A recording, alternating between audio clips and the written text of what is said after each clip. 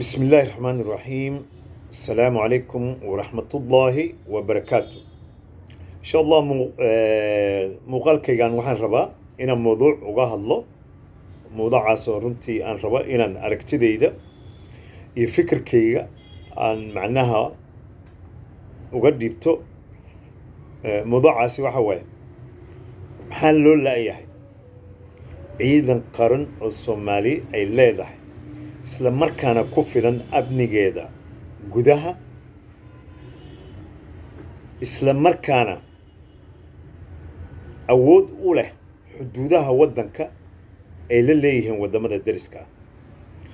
runtii arrinkaasi in ciidan noocaasa ku filan amniga gudaha iyo xuduudahaba isku dayo badan ayaa laga suubiyey juhdi badan ayaa la geliyey dhaqaale fara badan ayaa la geliyey haddana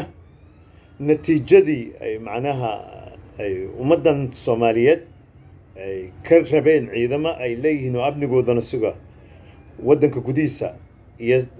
sugana xuduudaha aan waddamada deriska leenahay runtii lama helin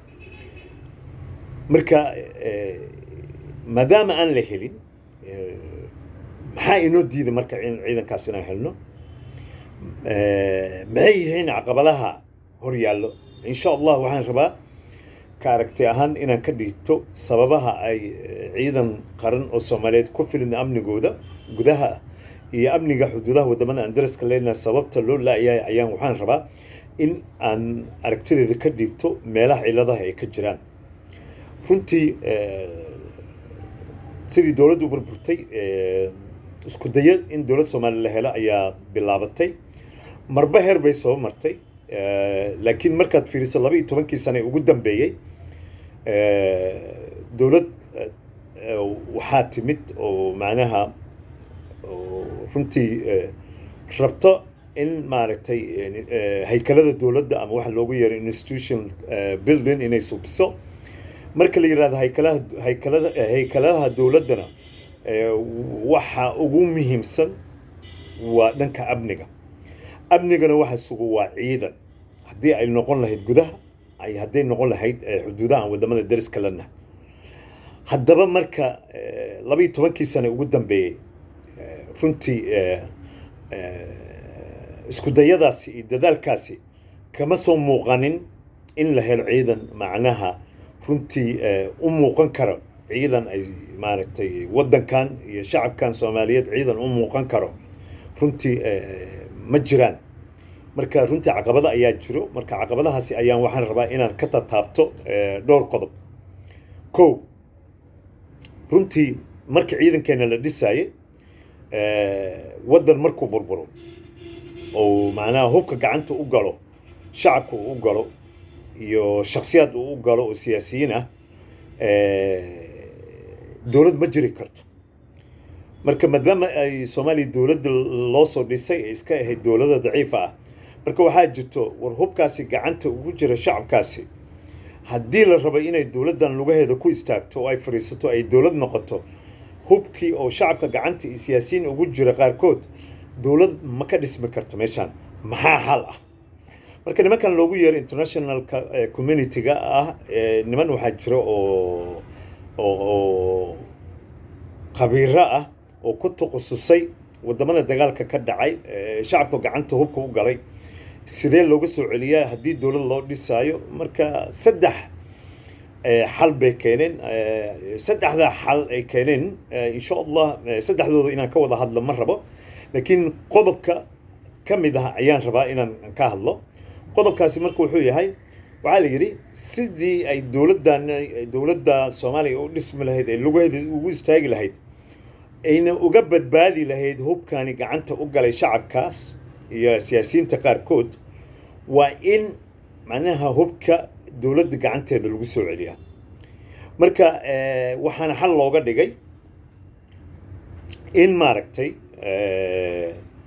ayaga laga dhigo dadka hadda markaa hubka haystay waqtiga dagaalka sokeeye gacanta ugu jiray oo qabaa'ilada ahaa oo jifooyinka hoose ahaa in ayaga laga dhigo ciidankii amniga ay yeelan lahayd qaranka Soomaaliyeed ciidankaasi oo ah qaybihiisa kala duwan ama hadday noqon lahayd booliis ama hadday noqon lahayd military ama hadday noqon lahayd nabad sugid ama hadday noqon lahayd asluub ayagii ayaa waxaa loo arkay xal si ay dowladda iyo hubka ay dadkaasi shacabka gacanta ugu jiray siyaasiyiinta ay dowladdii u jirto oo ay u xoogaysato ayagii ayaa wax looga dhigay ciidankii amniga qaranka sugi lahaa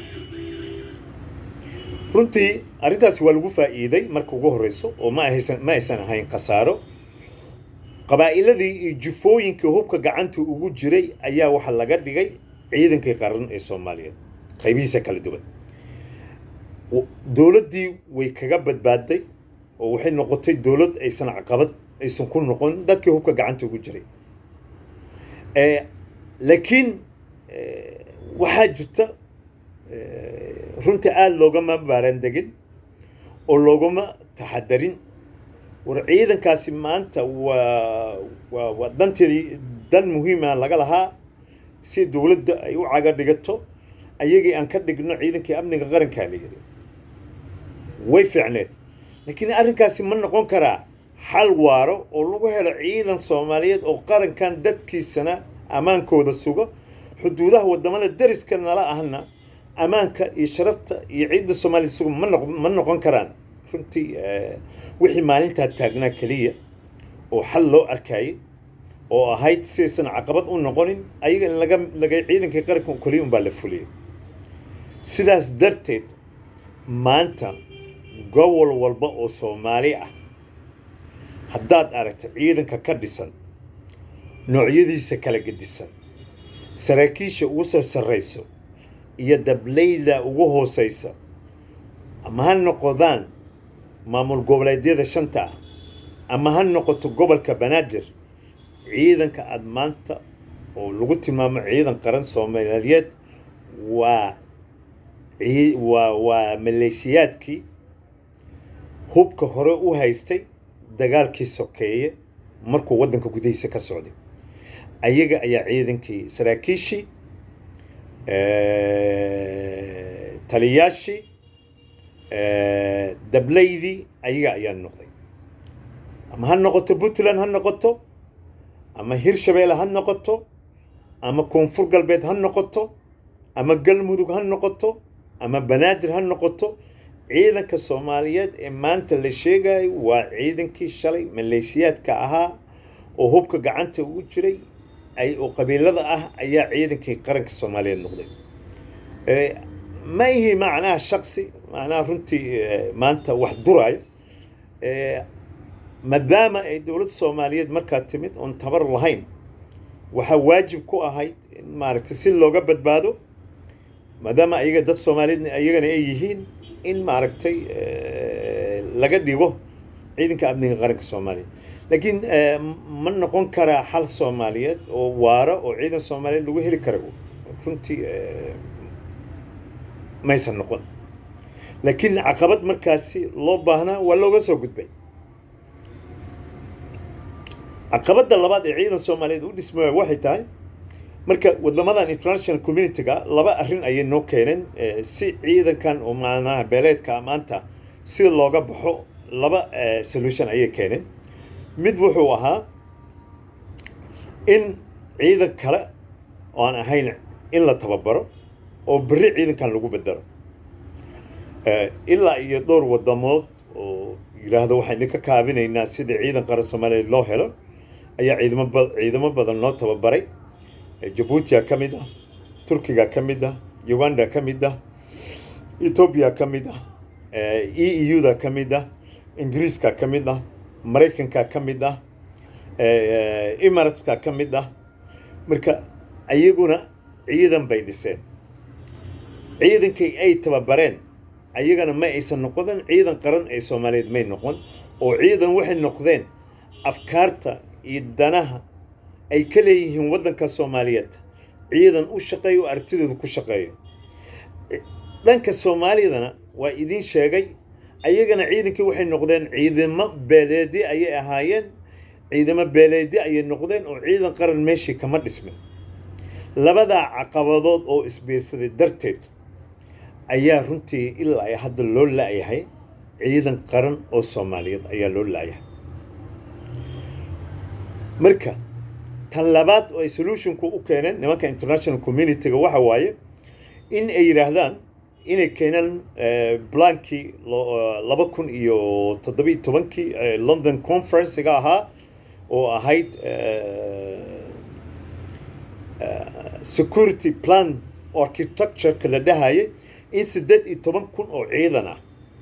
in Soomaaliya loo suubiyo oo shanta maamul goboleed min 3,000 qofood ay keenaan 3,000 oo commandosna lagu daro ciidankaasna ay totally noqdaan 21,000 ay noqdaan iyo 32,000 oo ciidan booliis ah labadii solution ay keeneen ka ah national security architecture blankii oo 17kii la keenay London conference-gii ilaa hadda muusan dhaqan galin oo wuxuu noqday caqabad ayuu noqday oo runtii maamul goboleedyadii iyo dawladii dhexe oo ciidamada maanta madbaama dhisan ay yihiin ciidamo beeleedyadii ahaayeen oo ciidan qaran laga dhigay oo saraakiil lagu noqday oo taliyaal lagu noqday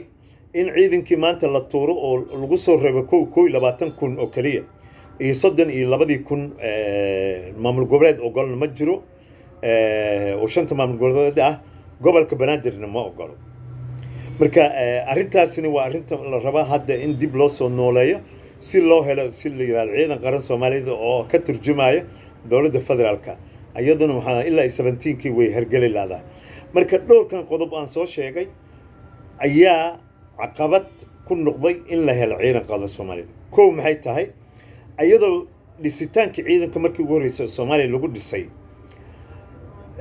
jifooyinkii iyo qabiiladii gacanta hubka ugu jiray oo koobnaa in iyaga ciidankii qaranka laga dhigo saraakiishii laga dhigo taliyaashii laga dhigo taasi oo macnaha gobol walba iyo maamul walba iyo magaalo walba oo Soomaali ah ciidanka jooga ay noqdeen ciidankii shalay dagaalkii sokeeyay hubka haystay ciidankaasi ma noqon karo ciidan qaran ee Soomaaliya laakiin xaalad ayaa looga soo gudbay number 2 ciidamadan international community ay leeyihiin waa idin dhisaynaa oo ayagana noqday danahooda gaarka ah iyo ujeedooyinkooda ayay u dhiseen oo marka operationada la suubinayo ma noqon karaan nin walba dantiisa iyo hawshiisa iyo aragtidiisa ku shaqeeya saddex arrinkan la keenay oo national architecture security plan oo London oo ilaa 2017 oo ahaa in maartay 3,000 laga qoray 32,000 oo booliis ah ayaduna ciidankii noocaasi ku dhismay oo qabiiliga ku dhismay oo jufooyinku ku dhismay ma ogola in ay dhiibaan darajooyinkaasi ay ku heleen iyo awooddaasi ay ku heleen marba inay dhiibaan 3,000 ayagana kama degayso oo caqabad 2007 ilaa hadda marka Soomaali mushkilad ayaa qabsatay arrinta maartay constitution-ka dib-u-heshiisiintina dhibaato ayaa ka qabsatay oo awood qaybsiga waxa la yiri waa 4.5 kiina runtii in laga gudbo ayaa loogu talagalay oo ah in la dhiso asxaab iyo kadibna doorasho ay dhacdo oo xisbiyada la asaaso si 4.5 ka looga gudbo ilaa hadda caqabadaasi way jirtaa oo waxay ku waa arrimaha constitution-ka awood qaybsiga oo qabi qoraalka ah tan labaad oo ah arrinka ugu muhiimsan oo security sector-ka ah oo amnigana maadaama ciidamadii lagu dhisay hab beeleedkii lagu dhisay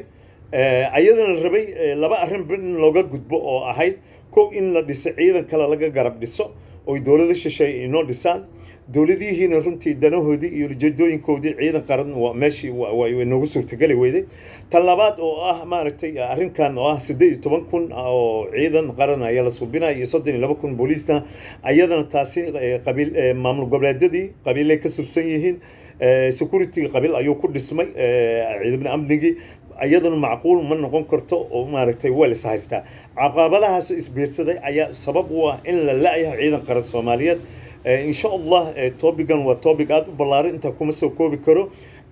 wix maaragtay hadii in sha Allah loo baahdana faahfaahin intaan dheer ka ayaan ka bixin doonaa waana bahsantihiin salaamu calaykum waraxmatullaahi wabarakaatuh